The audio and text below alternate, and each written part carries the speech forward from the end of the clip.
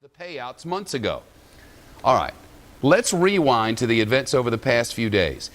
As you know, the House of Representatives, in grand and dramatic fashion, tapped into the populism over this thing, passed a bill mandating bonuses be paid to executives with incomes of more than $250,000. Those firms got more than $5 billion in bailout money to be taxed an eye-popping 90%. Thanks so much for that, House of Representatives. But last week on Studio B, our own Judge Andrew Napolitano threw into the question that this is not remotely legal. Listen. It's not only mob rule at its worst, without debate, without committee hearings, without considering an alternative, but to seize 90% of somebody's property because you don't like the way they earned it is the legislature punishing someone. That is prohibited by at least 3 clauses in the Constitution. That was the judge on this program last Thursday when this dog and pony show was going on in the House of Representatives, and that's what it was. And that brings us to today, with Treasury Secretary Tim Geithner unveiling the administration's $1 trillion bank rescue plan.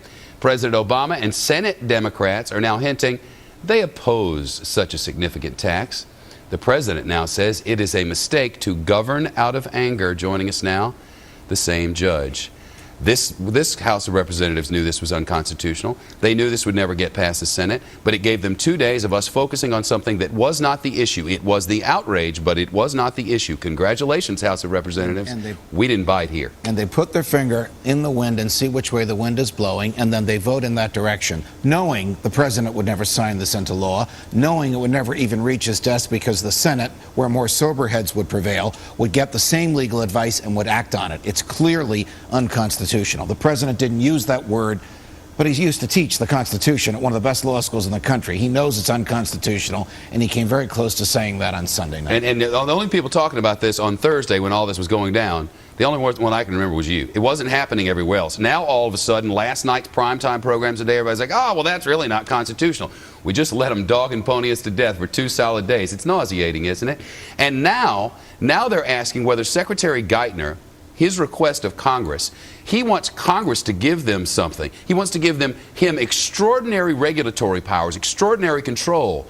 But, you know, if I don't have something, I can't give it to you. Precisely. Does Congress have that? No, Congress does not have the power under the Constitution to authorize the Secretary of the Treasury to seize a corporation that he thinks is going to collapse. The reason he can do it with the banks is the banks voluntarily paid insurance premiums to the FDIC and voluntarily agreed, you insure our depositors. You're not insuring us, you're insuring our depositors. If we're going down, you can come in and take us over to make sure the depositors don't lose money.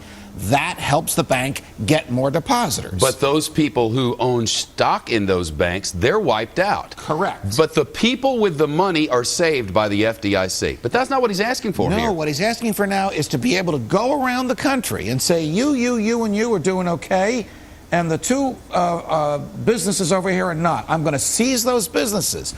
I'm going to take those assets and manage them myself. Look, the Constitution prohibits the government from seizing property unless it can be for a public use and the government pays the fair market value of the property. Exactly. They can't take someone and put them out of business because they think the person is going down. The investors take a risk. If the government takes away risk, it's taking away one of the building blocks of the economy. The Congress doesn't have the authority in the Constitution to give that authority to Tim Geithner. So Thursday, we went through a dog and pony show of nothingness. Right. Are we doing that again, or are they looking for something that's extra constitutional here, really? I think they really want this power, and I think just like the last administration wanted and took all that power, and the left went batty on them.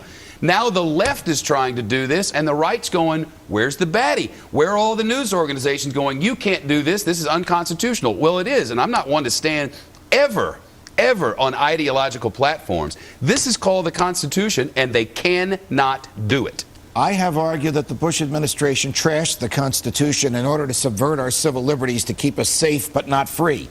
even though the government's first job is to keep us free. I would now argue that the Obama administration is trashing the Constitution in order to micromanage the economy Soviet style. Remember when the Soviet Union managed the economy from Moscow? Sure. There were empty shelves on all of their stores, and nobody prospered, and there was no incentive to get ahead.